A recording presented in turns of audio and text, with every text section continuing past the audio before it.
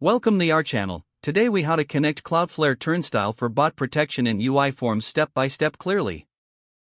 To connect Cloudflare Turnstile for bot protection in your UI forms, start by logging into your Cloudflare account.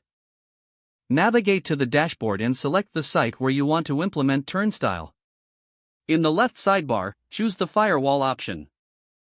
From the Firewall menu, click on Tools. Here, look for the Bot Management section.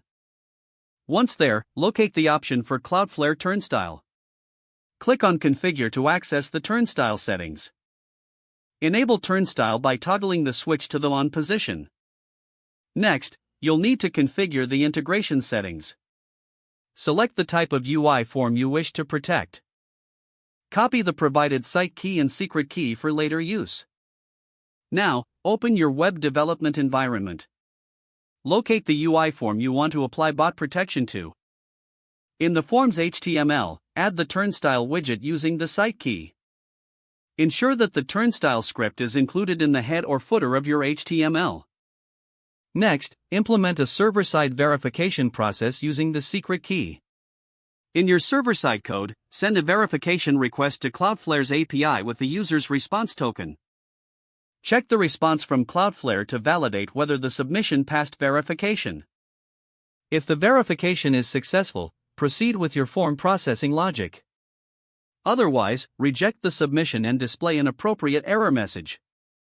Once everything is implemented, test your form to ensure Turnstile is functioning correctly.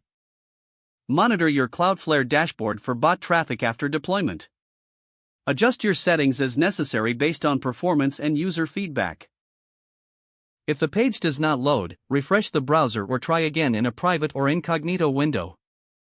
Make sure you are using the correct email address, then retype it carefully to avoid small typos. If your password is not accepted, use the reset option and create a new strong password you can remember. Check your spam folder for verification or security emails, then complete any requested confirmation steps. Enable two-factor authentication if available to improve account security and reduce unauthorized access risk. After signing in, review your profile details so your contact information and settings are accurate and current. Don't forget to like this video and subscribe to our channel for more step-by-step tech guides.